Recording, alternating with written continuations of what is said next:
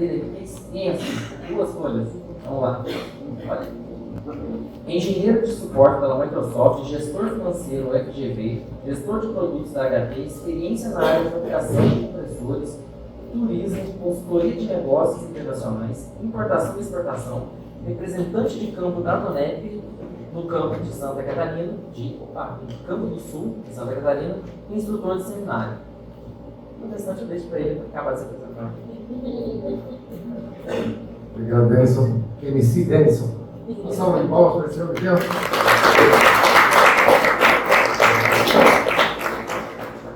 Vamos estar aqui em 1h45 com vocês. Boa noite.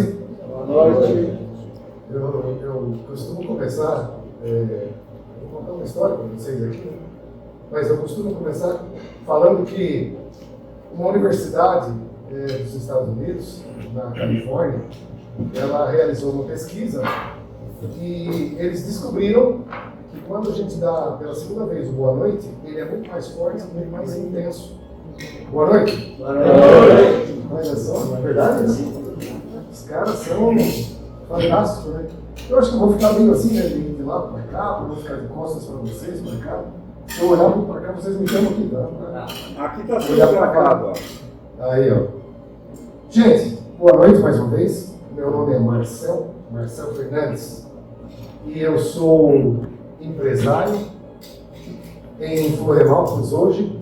Nós trabalhamos, a nossa família tem uma fábrica de compressores de ar medicinal, que é esse ar que normalmente a maioria de vocês vê um bombeiro utilizando um cilindro em suas costas.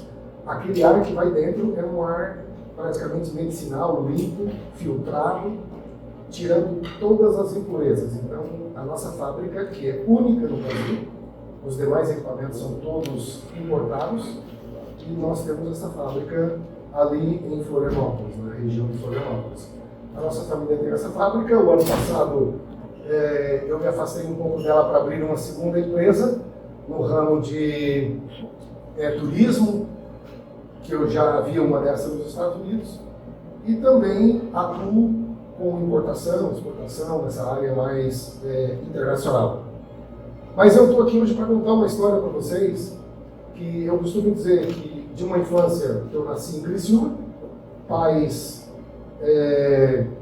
como que eu posso dizer para vocês, não tão abastados financeiramente, porém uma família muito bacana. Eu aprendi muita coisa. Meus pais me deixaram, já não estão mais conosco, mas nos deixaram um legado muito bom, ensinamentos muito bons.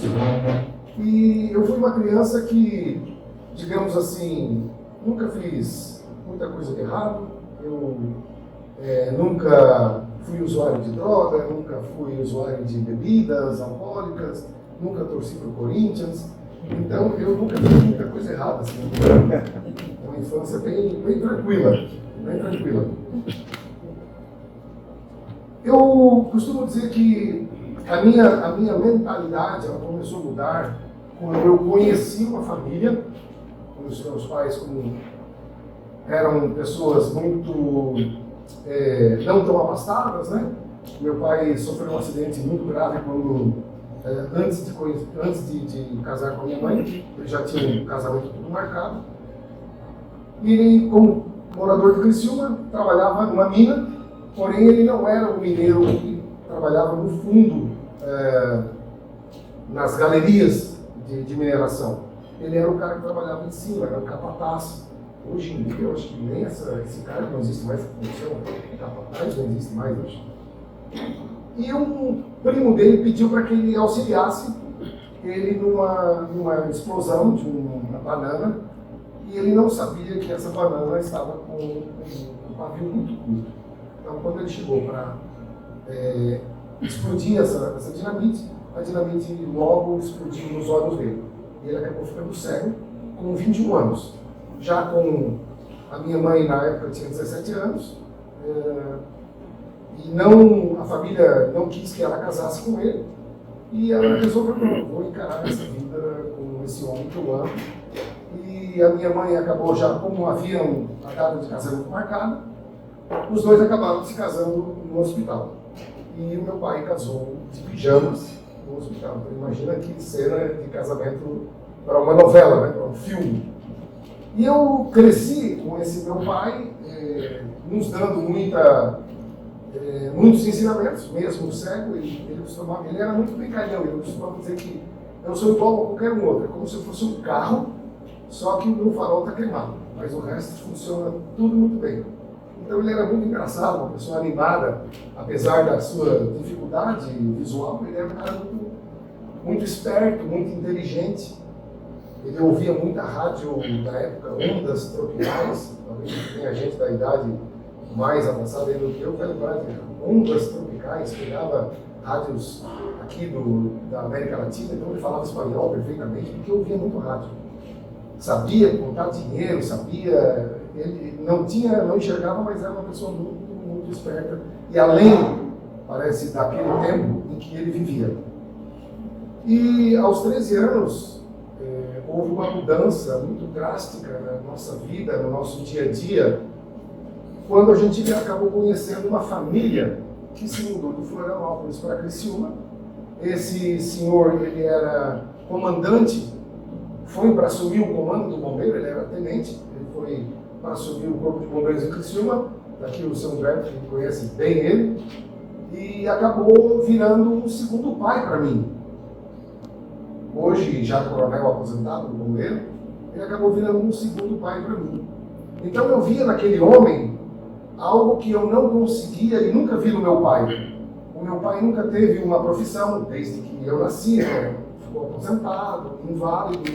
Então eu nunca vi meu pai sair de casa para ir trabalhar, eu não vi o meu pai fazer algumas coisas que normalmente eu viria a fazer um dia quando crescesse.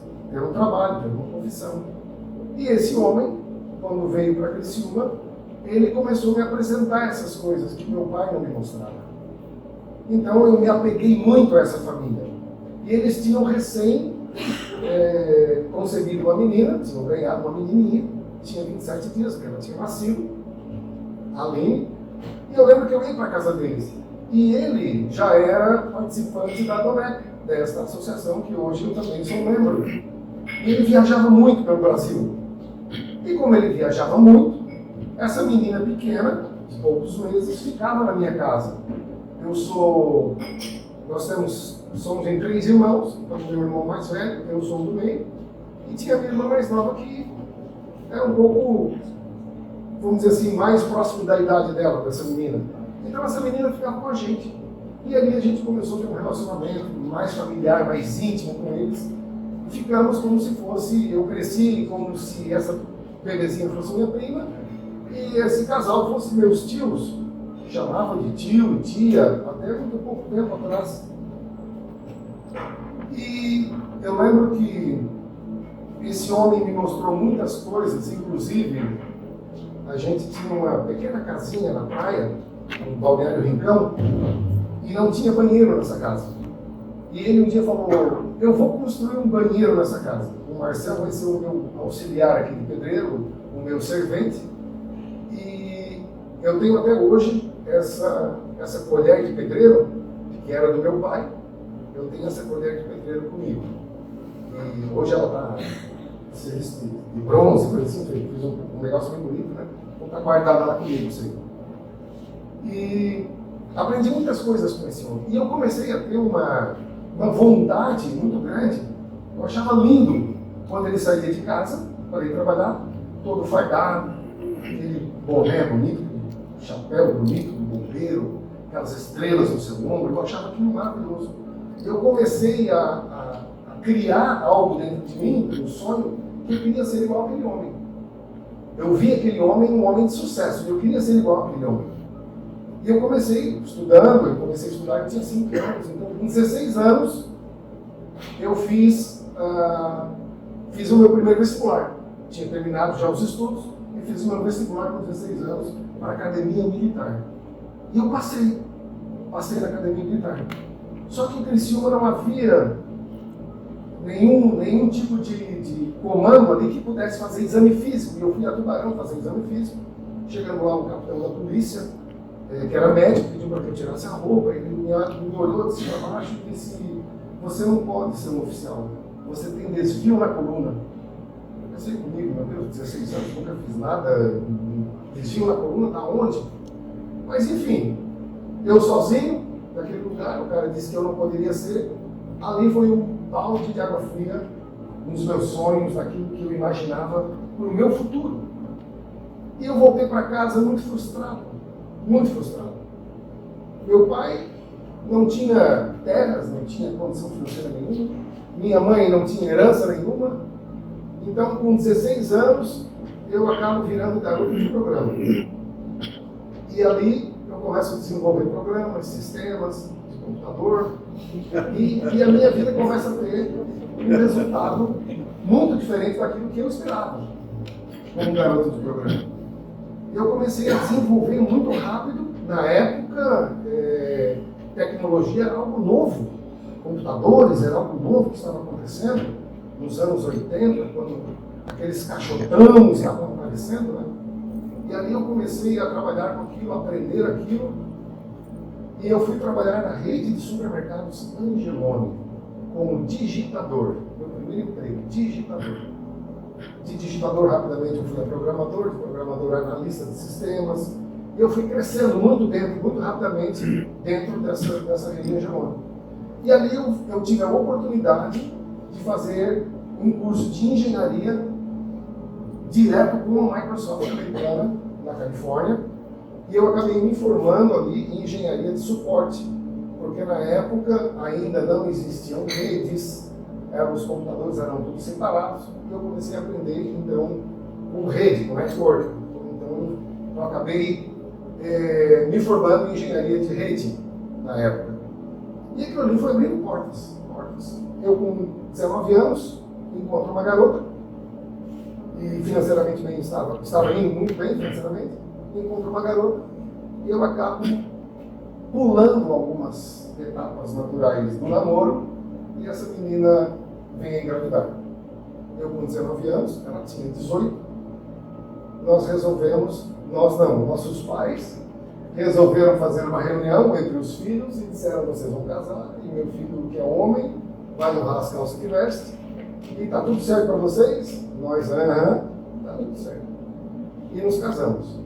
Acabou que 3 meses depois o bebê não nasceu, com 3 meses foi feita uma coletagem, a retirada do bebê. E aquele casamento, olhava um para o outro dentro de casa e o que a gente está fazendo aqui?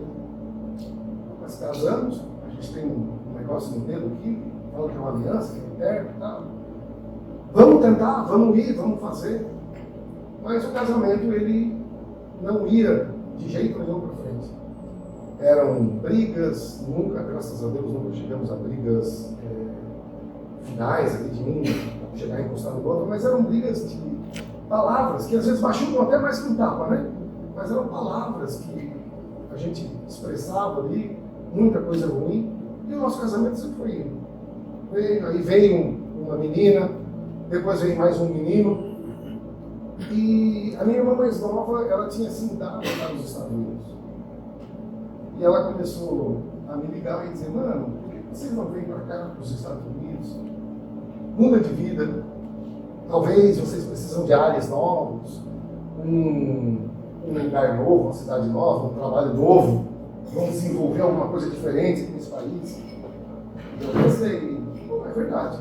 Vamos vender tudo que a gente tem aqui. Vamos embora para os Estados Unidos. O meu menino mais novo tinha 1 aninho só. 1 aninho. E a gente pegou e foi. Eu não sabia falar nada de inglês. O único contato com o inglês que eu tinha era o contato técnico da engenharia que eu fiz, de alguns produtos e materiais em inglês, que a gente mexia muito com informática, né? Quem mexe com tecnologia usa muito o inglês, mas o inglês muito técnico. Eu não sabia conversar, não sabia fazer uma frase. Então, aquilo ali para mim foi meio assustador. Mas mesmo assim, eu resolvi deixar tudo para trás e ir embora com a minha família para possivelmente ter um casamento melhor e uma vida melhor. E a gente foi. Fomos para Boston, Massachusetts. Brasileirada, cheio de brasileiro. Eu acabei morando 1 ano lá. E no primeira semana que eu cheguei lá em Boston, eu como não fala inglês, então você tem que se sujeitar a qualquer tipo de trabalho para o dinheiro tem que começar a entrar, né? E eu fui trabalhar como pintor. Pintor ganhava muito bem pintor. Só que não era assim, né? Para chegar a pintor ainda tinha que passar algumas etapas, né? E a primeira etapa era lixar a parede. Eu vou lixar a parede de uma casa de um judeu, de um israelense, uma casa de 3, 4 andares, gigante. A casa dele cheia de papel de parede. E a gente tinha que ter aquele papel de parede. E quem fazia isso era o camarada que estava entrando agora, né? E depois lixar aquela parede. 3 dias eu perdi todas as unhas digitais das 2 mãos. Corria um sangue na ponta dos dedos de tanto lixar a parede. Eu desço num dia daquele de manhã, na hora do cafezinho, eu desço na porta daquela casa, numa avenida bem grande, 2 avenidas, uma aqui, outra que não estava naquela. Eu olhei para que lado que eu vou correr, para o direito ou para o esquerdo, mas nenhum dos 2 lados eu conseguia enxergar o fim. Era tão grande aquela avenida que eu não enxergava o fim. Eu disse, meu Deus, o que eu estou fazendo aqui? Aí vem aquele filme, né? Eu sou formado nisso, eu sou formado naquilo, para que eu vim fazer aqui? Mas nunca desisti. E eu voltei para casa. Depois de um mês eu consegui sair daquele trabalho e fui entregar pizza. Entreguei pizza. Fui cortar grama. Depois eu fui promovido para cortar só árvorezinha. Depois eu fui promovido só para ficar fazendo o trimming daquelas árvores, daquelas plantinhas pequenininhas. Isso tudo eram cargos bons que você ia crescendo na empresa. Até que 1 ano depois eu disse, mas gente, por que 1 ano? Continuo não falando inglês, morando no meio brasileiro, eu não vim para cá para isso. Eu quero ir para um lugar onde eu possa crescer, aprender mais coisas e falar inglês também. Não quero ficar falando português a minha vida toda. Eu vim para cá para um país que fala inglês. Aí eu descobri um amigo, um conhecido no Texas, lá em Austin. Olha que mundo pequeno, né? São Humberto, que a família dele mora lá. Conheço todo lugar onde a família dele mora. E eu fui morar lá porque lá era conhecido como o segundo vale do silício. Aqui você vai arrumar um emprego como engenheiro. O que acontece? Eu não falava inglês. Mas essa rede de pizzarias que eu trabalhava era muito grande. Era a maior rede de pizzarias do mundo. Eu sei que em Portugal tem a Domino's Pizza. E eu cheguei a ser gerente geral dessa pizzaria. E eu pedi uma transferência para Austin, Texas. Pelo menos eu já vou com trabalho, né? Chegando em Austin, sem falar nada de inglês, eu conheci alguns poucos brasileiros. Dentre esses brasileiros, tinha um engenheiro na HP, na Hewlett Packard. E um dia, eu conversando com ele, ele falou para mim, Marcelo, tem uma vaga lá de engenheiro, é engenheiro de produtos novos. As peças vêm tudo de Taiwan, da Coreia, e essas peças elas devem ser todas catalogadas e testadas num novo computador. Então, vai sair um computador de X, Y, Z, tem que botar todos esses produtos para ver se eles são compatíveis, se esses produtos se encaixam com marcas diferentes, mas em computadores também de modelos diferentes. Assim, rapaz, mas eu não falo inglês, como é que a gente faz agora para essa entrevista? E aí a gente combinou o seguinte, ele combinou comigo que nós iríamos para essa reunião, ele ia sentar do lado do diretor da HP e eu ia sentar na frente dele. Então, quando o diretor começasse a fazer perguntas, na hora de eu responder, eu só iria responder yes e no. Era o nosso contrato, o nosso acordo era responder yes e no. Mas como que eu vou responder yes e no se eu não entendo o que ele está me perguntando? Vai olhar para minha cara. Essa cara bonita assim, rindo, era yes. Mas quando ele fazia uma cara meio feia, era no. Então, fechou. Vamos para a reunião. Sorriu, é yes, cara feia é no. E nós fomos para a reunião. O americano é um cara muito focado e ele ia me perguntar só coisas realmente com interesse na vaga que ele tinha para me disponibilizar. Vamos para essa reunião. As minhas mãos tremiam ali mais que vara verde, né? Eu sentei, ele sentou na frente, como combinado. 15 minutos, ele me fazia as perguntas, olhava para o meu amigo, ele sorridente, eu yes. Eu olhava para ele, uma próxima pergunta, o cara fechava a cara, eu também tinha que ser um ator ali, né, para mais ou menos a minha face dizer que o yes era um yes, de verdade, o não era não, né? O que não era, não estava de acordo com a resposta. 15 minutos do trabalho meu, do emprego é meu. Sou admitido na HP, com um bom salário, e aí toda segunda-feira eu era obrigado a sentar numa mesa com o presidente da HP que vinha de Houston, Texas, para saber o andamento dos projetos. Então eu tinha que ficar com o meu projeto na ponta da língua. E o que eu fazia? Eu pegava, traduzia toda a minha fala, botava no caderno e ficava lendo aquilo como um ator. Eu então pegava tudo aquilo, memorizava e ia para a reunião. Toda segunda-feira, 9 horas da manhã, o Marcelo estava lá, o presidente chamava, o Marcelo levantava, e na cabeça dele o produto assim, eu falava tudo. Mas se ele me perguntasse se eu tivesse comido ovo no café da manhã, eu estava lascado. Como eu sabia que eu não ia fazer pergunta nenhuma, ele só ia ouvir o que eu tinha de novidades do projeto. Então, ficou assim um bom tempo. Claro que, rapidamente, eu fui obrigado então, a mergulhar no inglês e aprender o inglês. Então, ali, comecei rapidamente, acho que não levou nem um ano, eu já fui substituído, saí da engenharia de suporte e fui para uma engenharia no meio do povo. Eram 15 linhas de produção, e nessas 15 linhas de produção eram muitos hispanos, de língua hispana. Então aí eu já falava inglês, já falava espanhol e mais o português. Então eu me sobressaía, né, entre os engenheiros. E o salário melhor ainda, melhor ainda. Só que eu voltava para minha casa e o meu casamento, ele poderia ter ido para o Japão, para a China, para qualquer lugar. Continuava errado, continuava com problema. Porque o problema continuava dentro de mim, continuava dentro dela também. Então o problema estava em nós, não era no país, não era nas coisas que a gente tinha. Compramos casa nova, compramos tudo que a gente podia imaginar para ter uma vida feliz, maravilhosa, mas não adiantava. O que a gente comprava não trazia paz para o nosso casamento. Até que no ano de 2000, eu não vou lembrar exatamente quando foi ali, mas no início dos anos 2000, ela me chama para conversar e diz: Marcelo, a gente precisa conversar. O nosso casamento não vai a lugar nenhum, não adianta. E a gente precisa terminar aqui o nosso relacionamento. Eu vou voltar para o Brasil com os nossos filhos e você segue a sua vida. Assim, mas ali me tirou o chão.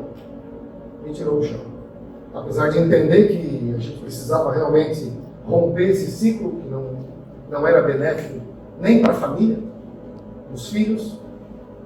Então ela coloca tudo dentro de um container, coloca no navio e volta para o Brasil. E eu fico lá sozinho.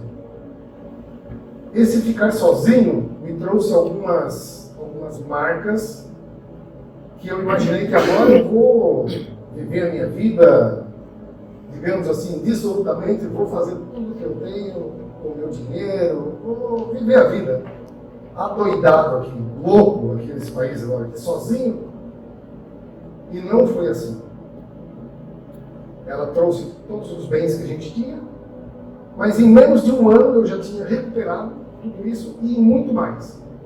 Aí, sozinho, comprei lancha, comprei jet skis, comprei motos, comprei mais carros, tudo para satisfazer um espaço que já não tinha mais dentro do meu casamento. E agora, fora do casamento, esse espaço ainda continuava aberto. E eu não tinha paz. Então, quando eu ficava muito solitário, bora comprar. Bora fazer compra, bora ir para o shopping, comprar alguma coisa para esse espaço que a gente preencher esse espaço. Eu comecei a ficar um pouco solitário. A minha irmã casada, morando lá, estávamos sempre juntos. A minha família aqui no Brasil, só via eles por imagem, por vídeo. A minha mãe é acometida de um câncer na terceira vértebra. O meu pai já havia falecido, não consegui vir aqui no Brasil ver ele, até porque o meu irmão, quando me liga contando que o nosso pai havia falecido, ele disse: mano, nem veio, porque amanhã mesmo o pai já está sendo não dá para segurar ele, está sendo já velado hoje e amanhã já vai direto ser enterrado. E eu não vi meu pai ser enterrado. Ficando lá, minha mãe com esse câncer, eu com uma vida financeira muito boa, mas com esse vazio. Eu chego a um momento de depressão onde eu quero tirar a minha vida porque o meu dinheiro não me ajuda, o meu trabalho não me ajuda. E eu tinha, há pouco tempo, comprado uma franquia dentro do aeroporto de Austin, no Texas, de transfer de aeroportos, fazendo isso. E eu trabalhava só direcionado com empresários, só com homens e mulheres de negócio. Esse meu carro foi o primeiro carro em todos os Estados Unidos onde tinha impressora, tinha Wi-Fi, que naquela época ainda não existia isso, GPS, o tempo inteiro dentro do carro. E aquilo ali chamava a atenção dos empresários quando entravam no carro. Porque tem internet dentro do teu carro? Tem internet. Eu posso aqui imprimir um contrato, um documento? Pode, fica à vontade. Ligava, tinha papel, tinha tudo dentro do carro. Era um escritório, né, naquela época. Era uma van só de 10 lugares, da Chevrolet. 10 lugares, mas tinha um bom espaço. E ali eu montei meio que um escritório, que era meu, mas os empresários usavam. Me chamou a atenção da franquia geral americana. Mas eu quis tirar a minha vida. E eu fui para uma ponte, que tem lá em Austin, muito linda. Não sei se o senhor chegou a passar numa ponte lá, na 360, próximo da onde o Dell tem, o Michael Dell tem um shopping só dele. Ali tem uma ponte muito alta. A Sandra Bullock mora até ao lado daquela ponte ali. Eu fui naquela ponte e deixei meu carro e sentei naquela ponte. E eu disse, eu vou tirar minha vida. E acabou, não tem mais o que viver. Porque eu, talvez onde eu conseguisse chegar, eu já cheguei, não quero mais. Está tudo muito ruim, eu vou tirar minha vida. Mas eu, com um ouvido muito sensível, porque eu ouvia os meus pais a falar de Jesus. Só que eu ouvia eles falarem de um Jesus, mas era um Jesus que naquela época era um Jesus que era bravo, que era um Jesus... Eu não conhecia um Jesus que era amor, um Jesus que trazia paz. Eu não conhecia isso aí. Eu conhecia um outro Jesus, um outro Deus, que era um Deus punitivo, um Deus muito bravo. A minha mãe chegava a comentar que quando tinha trovoada, era o Papai do Céu, balançando as cadeiras tudo no céu. Então fazia um barulho porque ele estava muito bravo, e ele balançava as cadeiras tudo no céu e dava trovoada. Então eu cresci com aquilo, com aquela crença limitante ali na minha cabeça, né? Deus é um Deus muito bravo. Mas o meu ouvido estava muito sensível. E eu ouvi claramente, meu filho, não faz isso. Eu tenho tanta coisa para você viver. Você vai viver o quê? Eu vivi um casamento destruído, meus filhos estão sem filho nenhum aqui, casamento destruído. O que eu vou fazer da minha vida? Não tem mais. O que mais eu posso ter aqui nesse país? O que podia ter, eu já comprei tudo que eu podia ter. Só que eu não conseguia comprar a paz e nem a felicidade. E eu achava que estava tudo certo. O dinheiro comprava tudo. E eu resolvo, então, não tirar a minha vida. Saio daquela ponte, entro no meu carro. O que eu vou fazer? Eu vou lá trocar de carro. Mais uma vez eu quero preencher o meu vazio. Vou lá, chego em casa, pego de alguns carros que eu tinha, pego uma Mercedes e vou lá, vou trocar por uma BMW 750, daquela grandalhona, bem bonitona, vou trocar por uma dessa. Vou na concessionária, pego meu carro, entrego lá e pego a chave e vou fazer um test drive. No momento que eu estou dirigindo esse carro, o meu telefone celular toca. Era aquele homem, que era o meu paizão lá atrás, que eu conheci.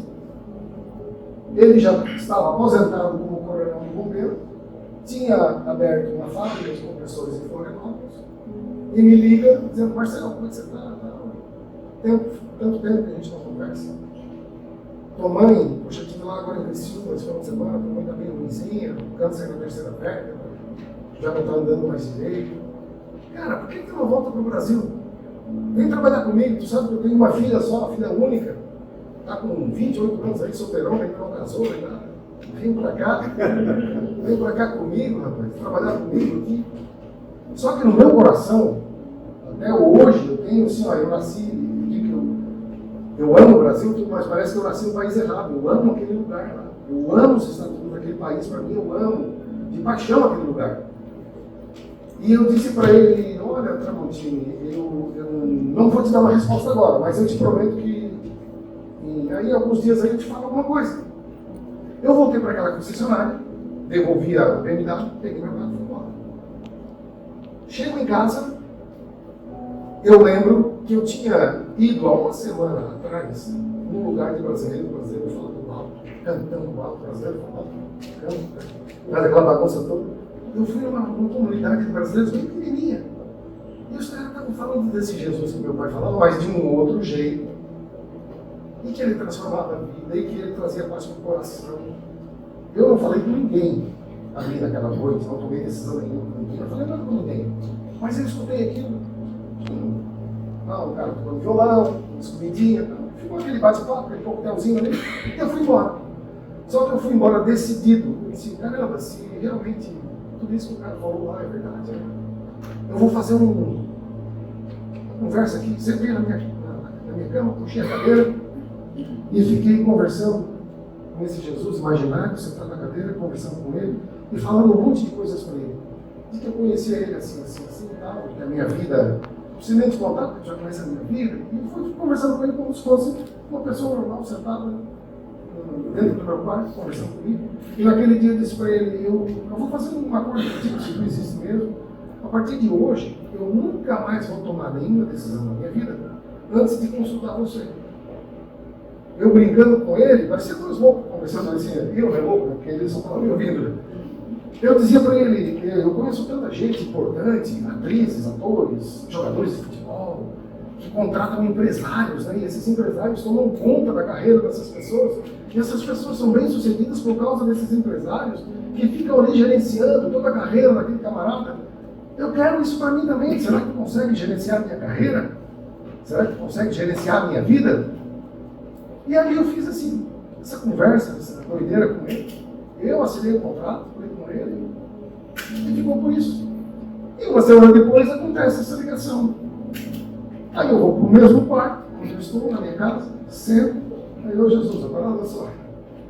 Estou numa sinuca de bico aqui, porque tu sabes que eu não quero voltar para o Brasil. Mas eu recebi uma proposta.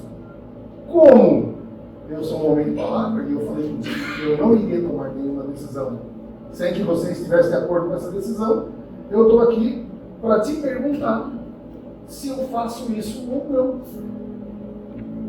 E aí, ele me dá uma resposta audível, no meu ouvido mesmo. Faça um pedido para mim. Se eu não te der o que você está me pedindo, você vai ficar aqui nesse país. Agora, se eu der o que você me pedir, você vai voltar. Eu pensei, rapaz, eu vou pedir algo bem estranho, bem diferente, porque ele não vai me dar. Jesus, na minha concepção, ele estava muito preocupado com as crianças lá na Mongólia, não sei, assim, um país bem pobre, crianças passando fome. Ele não ia estar preocupado com um empresário como eu e você, com condição financeira abastada, muito bem de vida. Ele não ia estar preocupado com um povo igual aqui, a maioria. Eu tinha esse pensamento. Então, Jesus não está preocupado comigo. Ele não vai me dar o que eu quero. Eu vou ficar aqui morando aqui nos Estados Unidos. Está tudo certo, porque daí foi assim o acordo que ele fez comigo. E naquela mesma noite, eu oro, deito na minha cama, 4h30 da manhã, eu me levanto para ir para o aeroporto. Os voos começavam ali pelas 5h30, 6 horas para chegar no aeroporto. 8 horas da manhã, o dono da franquia chega lá. O que eu pedi para esse Jesus? Eu disse para ele, se tu me der uma limusine, daquela preta, linda e maravilhosa, eu volto para o Brasil. Se tu não me der, eu não vou voltar para o Brasil. E foi essa a minha oração. Não foi um mês, um ano depois, no outro dia de manhã, o dono da franquia geral estava lá no escritório. E me chama, Marcelo, vem cá. Eu chego na porta do escritório, ele não me dá bom dia. Tu quer uma limusine? A primeira pergunta dele da manhã para mim: você quer uma limusine? Aí eles perguntam se eu tivesse pedido um avião para ele tinha me dado. Eu perguntei para esse camarada, mas o Jim, o nome do Jim Carter, o nome até do ex-presidente: ô Jim, tu tá me dando essa limusine por quê? Na minha cabeça, esse cara não dormiu comigo, esse cara não estava lá escutando, ouvindo na parede lá de casa, lá, o que ele estava pedindo, o que ele estava orando. Não, Marcelo, é que eu tenho a intenção de abrir uma franquia também nos Estados Unidos toda de limusines, já que a gente tem de vans no aeroporto, eu quero botar limusine nos aeroportos também. E como o teu carro é o melhor carro que tem na empresa toda, eu quero que você abra uma empresa para você e eu quero copiar a tua empresa para a minha franquia. Então eu estou te dando o carro aqui para você começar. Assim, caramba, esse cara não sabe nem o que ele está fazendo, né? Enfim, fiquei 3 meses com essa limusine, abri a empresa. 3 meses depois eu chego para ele e digo: Jimmy, está aqui a chave do carro. Não é meu carro, é teu? Não. Eu estou te dando, aquele que tu me deu, eu estou te devolvendo, é teu. A empresa está funcionando, está tudo certinho aqui, eu estou indo para o Brasil. Me chamou de louco, me chamou de doido, me chamou de tudo, eu também achava que era louco, doido, tudo isso aí. Mas eu tinha uma certeza, que o papai estava me direcionando para o melhor lugar para a minha vida. Eu não queria, nesse momento, eu já tinha 3 filhos, um casamento todo quebrado. Eu não queria mais casar, eu não queria mais ter filhos, eu não queria mais uma vida a 2. Só que eu chego no Brasil. E agora? Não sabia o que eu ia fazer nessa empresa, eu não sabia quanto eu ia ganhar, eu não sabia onde eu ia morar, eu não sabia nada. Desci no aeroporto em Florianópolis, um cinto desse tamanho assim, de cowboy, uma bota alta de cowboy, chapelão de cowboy, morando no Texas, tinha que ser assim, né, de cowboy, né? Desço ali, passo o maior bico, né? Ninguém naquele lugar ali de chapéu, nem nada, só eu pago aquele mico. Mas eu tinha certeza no meu coração que alguma coisa de especial ia acontecer ali naquela cidade. Comecei a trabalhar. 3 meses depois, o Tramontini me chama, o dono da empresa me chama, e diz: vamos arrumar o teu salário aqui, vamos ver quanto é que vai ganhar. 3 meses depois, eu fui saber quanto é que eu ia ganhar. Não sabia nada. Eu aluguei uma kitnet bem pequenininha. Se eu abrisse a porta assim, entrasse um pouquinho rápido, eu já caía na janela, de tão pequenininha que ela era. Tão pequenininha. E eu fui morar do lado da empresa. Eu não sabia de nada, estava tudo muito escuro. Mas eu tinha essa certeza no meu coração: alguma coisa especial tem aqui. Enfim, 2013, 2012, a minha mãe entra, 2011, a minha mãe entra no hospital para fazer uma cirurgia, e dali a minha mãe não sai mais do hospital. E naquele vai e vem, todo dia vai ao hospital, volta. A Aline, essa menina de 27 dias que eu conhecia, que eu dava banho dela, que eu dava a fraldinha dela, que eu dava comidinha para ela, que já era uma mulher já com 29 anos, beirando os 30, solteirona, estava ali e ela ia todo dia comigo, ver a minha mãe, porque a minha mãe era como se fosse uma tia para ela também. E todo dia a gente pegava o carro no final do trabalho e ia para o hospital. Veja bem, o hospital em Tubarão, a gente saía de Florianópolis todo dia de noite, ia para Tubarão, ficava um pouquinho com a minha mãe e voltava no final da noite para Florianópolis. Todo dia, foi assim durante 6 meses. Até que, quando a minha mãe estava... Sabe aqueles bonequinhos assim que estão com a pilha fraquinha, que vai acabar a pilha e o bonequinho já está dando bem devagarinho? A minha mãe já estava falando assim, bem vagarosamente. E naquele dia, um dia antes de morrer, a minha mãe pegou a minha mão, a Dali, e disse que queria abençoar o nosso noivado. Aí eu olhando para ela, como assim noivado? A gente está aí, só vai para cá junto. A minha mãe abençoou o noivado ali, e a gente olhou um para a cara do outro e disse: então tá, legal, vamos, sei lá, no noivado. Aí quando eu fui pedir a mão dela, né? Eu gosto dessa parte quando ela está junto, né? Nos jantares. Aí eu fui pedir a mão pro pai dela, disse: Tramontinho, eu queria pedir a mão. Não, nem terminei de pedir a mão, ele já disse: a mão é tua, pode levar inteira para tua casa, casa com ela, leva minha filha outra vez em casa, já está chegando nos 30, já está aqui comigo. Enfim, casamos no dia 19 de janeiro de 2013, algo que eu jamais imaginei que poderia acontecer. Deus, ele me deu a chance novamente de ter um menino e uma menina, porque os meus primeiros 2 foram um menino e uma menina, e eu nunca tive a oportunidade de crescer com eles, de tomar café com eles, de jantar com eles, de levá-los para a escola, para busca, num balé, num futebol. Eu era um pai que só queria trabalhar, não queria saber de casa, não queria saber, porque sabia que chegava em casa e ia ter briga. Então, quanto mais eu trabalhasse, mais eu ficasse fora de casa, chegasse só na hora de dormir, para mim, era excelente. Não falta nada, eles têm uma casa enorme, uma mansão, moram, tem carro à vontade, tem comida à vontade, viaja a hora que querem, então para mim está tudo certo. Mas aqui, chego no Brasil e sou surpreendido com tudo isso. Então Deus começa a me mostrar algo que eu nunca poderia ter vivido lá. Eu começo a me dedicar também ao trabalho aqui.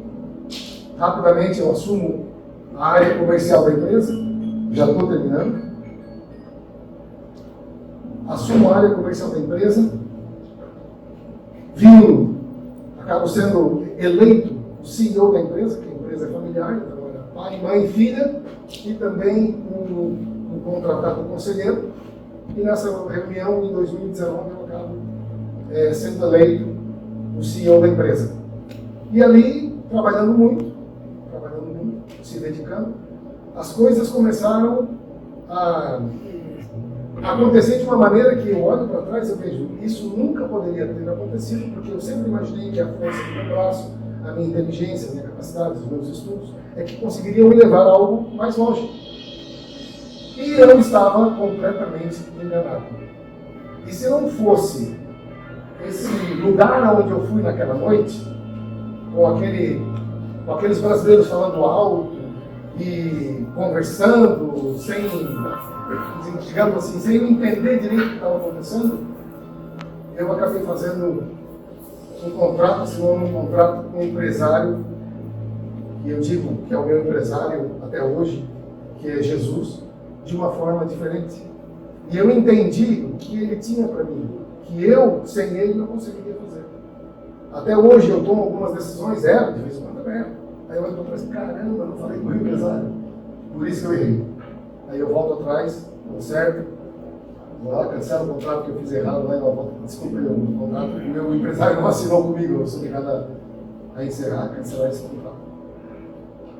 O que eu tenho para contar para vocês aqui é que existe oportunidade para muita gente. E eu não estou falando de religião, eu não estou falando de uma igreja, eu estou falando de uma pessoa, eu estou falando de Jesus, de um ser humano que veio, habitou entre a gente, e que ele pode transformar vidas. Ele pode, você pode até dizer, mas eu já sou um empresário bem sucedido, como eu também era, na época, um empresário muito bem sucedido. Eu não tenho mais aonde. Se você acha que você ainda tem muito mais a crescer. Você tem muito mais coisas nessa vida para conquistar. Já conquistei isso, já conquistei aquilo. Um aviãozinho de 4 lugares vai ser pequeno para ti, vai ter que ser um jato daquele turbinado para ir daqui aos Estados Unidos sem ter que parar para abastecer. Tem muito mais coisas para a gente. E para encerrar, eu queria fazer uma oração. Eu gosto de encerrar com uma oração. Se vocês puderem ficar em pé comigo. Eu gosto de agradecer a esse meu empresário, esse meu papaizão, que me apresentou tantas coisas boas na vida. E pode, nessa noite, também lhe ajudar. Eu queria que você fizesse uma oração comigo, bem simples, mas repetisse comigo essa oração. Repetisse essa oração dizendo o seguinte. Vamos repetir? Deus Pai, peço perdão por meus pecados. Purifica-me com o sangue de Jesus. Que a tua paz, alegria, saúde, vida plena e abundante possam dominar a mim e a minha família. Em nome de Jesus. Eu tenho aqui, nós temos aqui vários. Se você olhar, você vai dizer, mas é um livro tão pequeno, né? Mas esse livro aqui contém algumas coisas que Deus quer que você saiba, que você faça e que você tenha. O que está escrito aqui me ajudou muito a entender tudo isso. Eu brinco dizendo que é um empresário, né, um agenciador ali de carreira, um gerente de carreiras, mas aqui dentro tem instruções muito amplas para abrir a nossa visão. Às vezes você acha assim, mas eu já enxergo. Você enxerga com uma visão natural, de ver alguma coisa na sua frente. Mas quando se fala em visão, aqui nesse livro ele te mostra uma visão daquilo que você não consegue enxergar com seus olhos naturais. É algo que está além disso aqui, da minha visão. Então é algo que está além da minha visão e que eu não consigo enxergar. Se você fez essa oração comigo, que repetiu essas palavras comigo, de coração, foi genuíno, e você quer esse livro que eu tenho aqui, aceitar esse livro que eu tenho aqui, que vai te ajudar em vários aspectos da sua vida, eu gostaria de convidar você para vir aqui. Eu quero entregar esse livro, quero lhe dar um abraço aqui. Se você gostaria de receber esse livro, eu tenho aqui para lhe dar aqui e lhe dar um abraço também.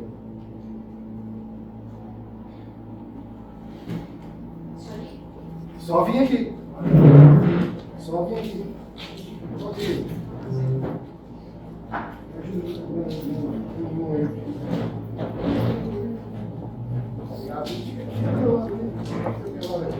Eu vou bater uma foto com vocês. Quero bater uma foto com vocês. You are welcome. Nice to meet you. Nice to meet you.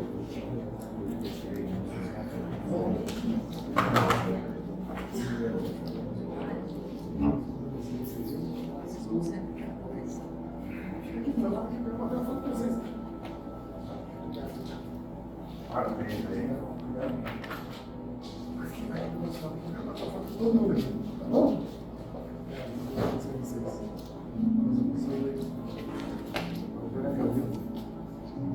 Sim, mas... Ajoelhado e vai levantar vocês. 3, 2, 1, Às vezes. Quer deixar eu levantar?